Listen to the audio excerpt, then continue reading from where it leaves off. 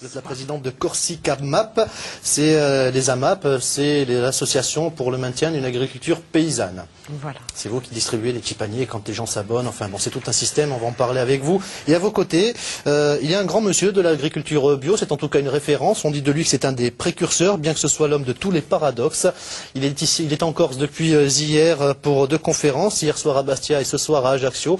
À 20h30, ce sera la CSAS, se nourrir, un acte politique et de légitime résistance, à l'invitation de l'association pour une fondation de Corse. Pierre Rabier est notre invité. On est très heureux de vous recevoir sur ce plateau ce soir. Alors on va essayer d'évoquer un peu le thème générique de la conférence d'hier soir et puis de ce soir, se nourrir, un acte politique.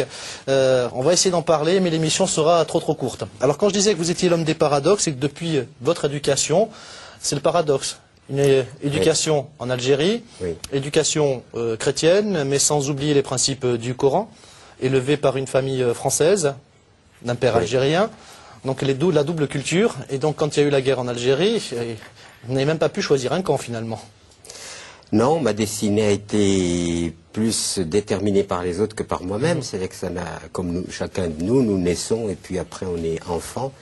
Et c'est ensuite la décision des adultes qui font qu'on s'engage dans une voie ou dans une autre. Quand vous dites de père algérien, de mère aussi algérienne, c'est-à-dire que je suis, disons, plus ça. Je n'évoquais pas votre mère parce que vous l'avez perdue très tôt et c'est pour ça que vous avez été placé dans une famille française. C'est pas placé, c'est des gens. On dit comme ça aujourd'hui, mais bon, sans enfants. Non, ça a l'air l'orphelin qu'on va confier. Non, c'est pas du tout ça. C'est une convention entre mon père de sang et mes parents qui n'ayant pas d'enfants eux-mêmes français, voulaient ensuite, avec l'accord de mon père, me faire entrer dans la civilisation moderne. Voilà. Ce qui a été fait, donc c'est la grande histoire qui va un peu gérer votre parcours par la force des choses. Donc vous allez, j'essaie de le faire très court, hein. Vous allez arriver à Paris, vous allez vous marier à Paris, vous allez être ouvrier dans un premier temps, dans l'industrie, et puis comme ça ne vous plaît pas trop, vous allez devenir plus tard ouvrier agricole, et d'ouvrier agricole, vous allez devenir celui qui est le précurseur de l'agriculture biologique en France. C'est à peu près ça ? Oui, mais mais ça va prendre du temps, tout ça. Oui, c'est sûr. Ce qui va me déterminer, c'est pas tellement de devenir agriculteur ou pas, c'est que je ne pouvais pas souscrire au modèle tel qu'il est. Le modèle que nous remettons en question aujourd'hui, qui produit du chômage, qui produit des inégalités, qui a détruit la planète, etc. Ce modèle-là, je l'ai pressenti comme étant une énorme imposture. Et j'ai pas voulu y souscrire. C'est-à-dire la productivité à outrance. La productivité. Vous vous en rendez compte dès les débuts des années 60, quand vous êtes vous-même ouvrier agricole, et vous ne souscrivez pas à cette productivité intensive. Voilà, c'est vrai que ouvrier agricole, c'était surtout pour apprendre un peu ce que signifie l'agriculture, mais l'objectif, c'était de se rapprocher de la nature, de vivre auprès de la nature et de retrouver un temps, un espace différent. C'était pas une démarche professionnelle. C'était surtout parce que je trouve que je ne pouvais pas supporter cette civilisation hors sol, quoi. Mais c'est par ailleurs, excusez-moi de vous interrompre, Pierre, c'est par ailleurs un modèle, vous le dites vous-même, qui contient les germes de sa propre destruction. Absolument. Il l'a contenu dès le début. C'est-à-dire, moi, j'ai fait mon 68 en 57. Et c'est à ce moment-là que je faisais pas mal de philosophie de l'histoire. Et quand on en vient à étudier le paradigme de la modernité, c'est-à-dire de cette civilisation, on peut pas appeler ça pétrolitique, il paraît, mais enfin, on pourrait dire le pétrolitique, si vous voulez. C'est-à-dire l'énergie combustible, la technique, la mécanique, la productivité, etc., le temps-argent, l'aliénation des individus, etc. Déshumanisation totale. C'est une déshumanisation. On est en train d'ailleurs de se rendre compte qu'aujourd'hui, un être humain a moins d'importance que de l'argent. Je veux dire, il a beaucoup moins d'importance que l'argent, alors que le projet de société, c'était le progrès qui allait au contraire améliorer la condition humaine. Or, on est en train de se rendre compte, non seulement il ne l'a pas amélioré, sauf une petite frange de l'humanité, mais en plus, quand on fait le bilan de ce qui a été produit comme dégâts humains, écologiques, sociaux, à tous les niveaux, on se rend bien compte que l'heure des bilans aujourd'hui mettent bien en évidence que notre modèle n'est pas bon. Alors cette crainte, vous l'avez dès le début des années 60, on le disait, vous êtes donc un précurseur, avant-gardiste peut-être trop, hein, puisque ce discours, personne ne voulait l'entendre dans les années 60. Pourtant, à la fin des années 80, vous allez être reconnu comme expert international pour la sécurité alimentaire et la lutte contre la désertification. Ça veut dire que votre engagement, votre discours, on commence à y prêter attention. Et puis aujourd'hui, dans les années 2000-2010, on peut le constater, l'écologie, la défense de l'agriculture aussi, la défense de l'agriculture biologique, ça devient un enjeu politique aujourd'hui. Disons, l'expertise que j'ai acquise, je ne l'ai pas acquise à coup de théorie, évidemment. Je l'ai acquise sur le terrain. Sur le terrain, oui. Sur le terrain, en expérimentant.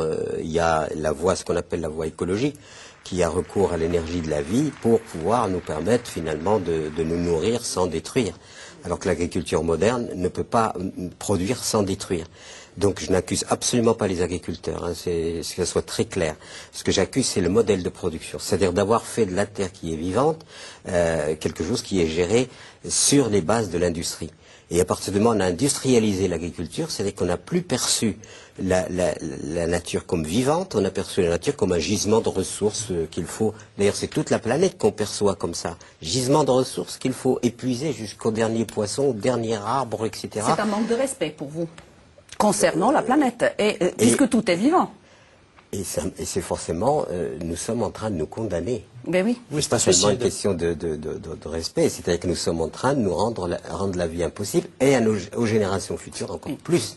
Alors quand je vois le nombre de gens, de parents qui ont des enfants, et qui ne sont pas préoccupés par cette question, à savoir, pour nous, c'était quelle planète laisserons-nous à nos enfants, mais aussi quels enfants laisserons-nous à la planète. C'est-à-dire, il faut, quand on se rend compte qu'aujourd'hui, on n'a pas pris conscience profondément de l'enjeu et de ce que nous allons laisser comme monde aux générations futures, moi Quand je disais manque de respect, c'est juste que je voulais faire un parallèle avec ce que vous disiez, que l'homme n'a pas plus d'importance qu'un arbre, ou une rivière, ou un souffle. C'est à ça que je fais référence, puisque vous le dites lorsque vous parlez. C'est-à-dire que l'homme peut avoir beaucoup de valeur s'il utilise sa conscience et son intelligence à aimer la vie, à en prendre soin. Là, il a de la valeur.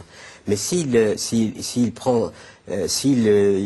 fait pour la détruire, c'est-à-dire dans une démarche de prédateur, s'il est prédateur, c'est une catastrophe. À nous de choisir. Et aujourd'hui, je crois qu'il y a deux voies qui s'ouvrent. Soit nous sommes des prédateurs et on ira jusqu'au bout et on en mourra et la planète continuera de toute façon son processus. C'est pas elle qui J'imagine que vous n'êtes pas très d'accord avec l'ancien ministre Claude Allègre qu'on entend depuis quelques jours sur les chaînes de télévision, et qui parle du réchauffement climatique. Il dit que l'homme n'est pas forcément responsable de ce réchauffement et ça ne doit pas être une priorité puisque ça arrivera, cette hausse des températures qu'on annonce de 2 degrés supplémentaires, ça n'arrivera que dans 100 ans. Et pour lui, il dit c'est pas forcément une priorité de jouer sur... Oui, enfin bon, monsieur Allègre, je ne sais pas ce qu'il veut, c'est peut-être qu'il veut avoir des projecteurs sur lui, quoi, je veux dire. Je le comprends psychologiquement, je comprends parfaitement que cet homme commence à rentrer dans l'ombre et qu'il a besoin que les projecteurs... Donc il faut faire les originaux pour avoir le projecteur. Si on rentre dans... Alors il est contre toute la communauté scientifique, qui est... c'est comme si... Non, il dit que lui-même est un scientifique. Bon. Oui, mais je veux dire... D'accord, mais a fortiori. A fortiori, c'est-à-dire quand on voit des thèses soutenues par des centaines des centaines de ça paraît une évidence. Comme votre discours, il paraît évident, ça a l'air d'être du bon sens de toute façon, de préserver son patrimoine, quel qu'il soit. Ça paraît une évidence. Pourquoi on a autant de mal, et vous avez autant de mal à faire entendre, ou en tout cas appliquer ce qu'il faut faire? Disons parce que l'humanité n'a globalement, moi je pense que l'humanité est une et indivisible, comme la planète est une et indivisible. Et donc l'espèce humaine est une et indivisible. Et cette espèce humaine a une conscience collective. Cette conscience collective est encore vraiment attardée, quoi, par rapport à la vision qu'on devrait avoir aujourd'hui. Elle est troublée par les enjeux géopolitiques, économiques. Non, après, ce ne sont que les effets, disons, pathologiques de la chose, c'est-à-dire les symptômes d'un retard mental d'évolution qui fait que nous ne voyons pas que nous avons une planète magnifique, que cette planète magnifique est limitée et qu'on ne peut pas l'appliquer sur elle un système illimité. Et que mettre le lucre, le pouvoir du lucre au-dessus de tout, même de vous-même, de moi-même, d'avoir de l'argent est plus important que nous. Et toute la nature, l'argent est plus important que nous. C'est là où il y a une défaillance tragique de l'espèce humaine. Qu'est-ce que c'est d'ailleurs, la crise va bien mettre en évidence que nous ne mangeons pas des dollars ou des euros. Nous mangeons du pain, nous mangeons des choses vivantes. On ne sait même pas finalement si elle aura servi de leçon, cette crise économique. En tout cas, vous venez de comprendre pourquoi on dit de lui que c'est un philosophe.